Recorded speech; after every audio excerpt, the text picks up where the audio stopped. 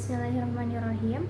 Sebelumnya, perkenalkan nama saya Naswa Alia, dan pada pagi hari ini saya akan membahas tentang menganalisis putusan Mahkamah Konstitusi nomor 15 PUU 19 tahun 2021.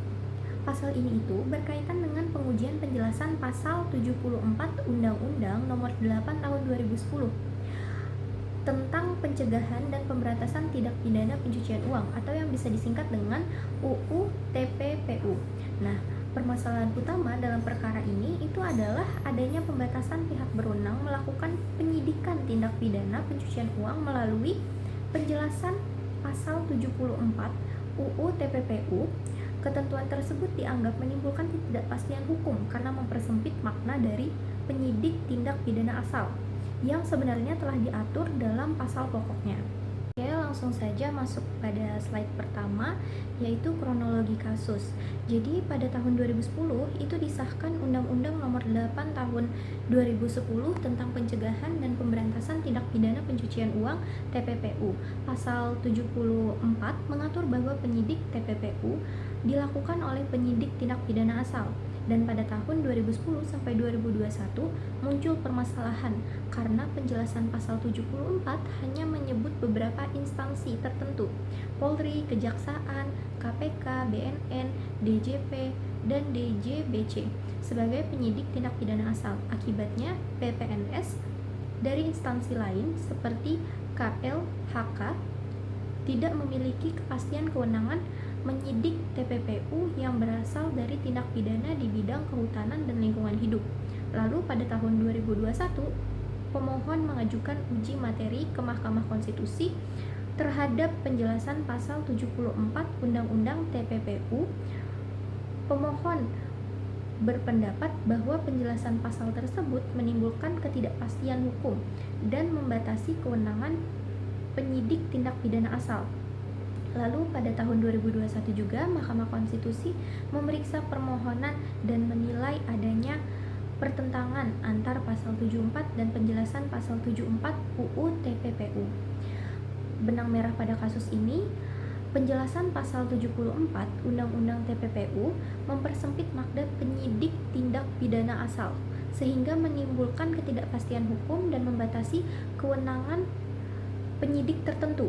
Akibat atau kerugiannya, terjadi ketidakpastian hukum mengenai kewenangan penyidikan TPPU.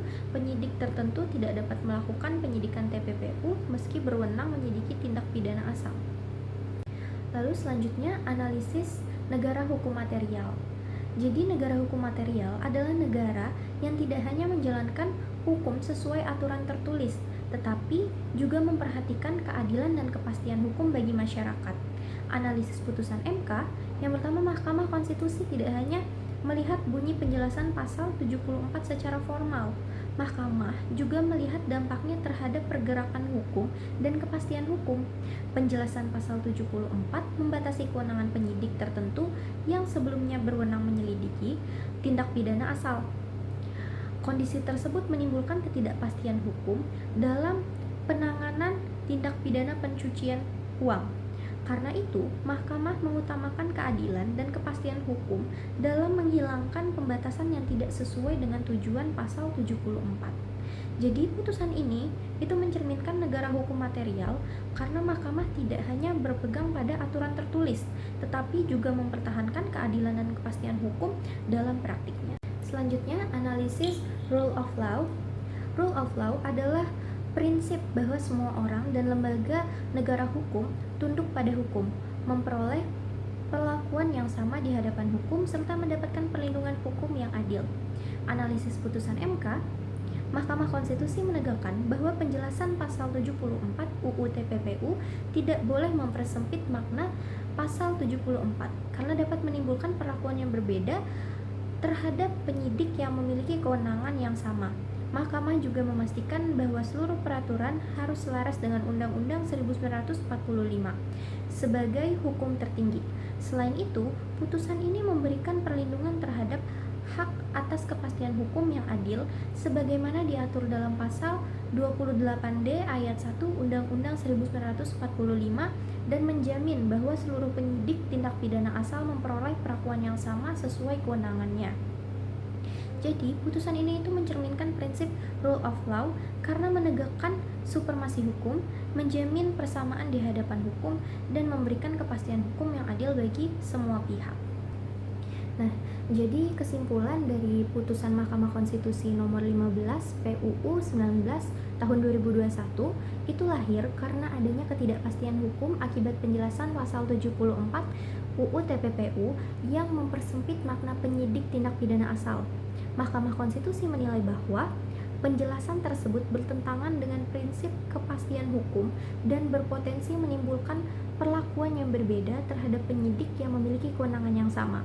Melalui putusan ini, Mahkamah menegaskan bahwa penjelasan undang-undang tidak boleh mengubah dan membatasi makna norma yang terdapat dalam pasalnya.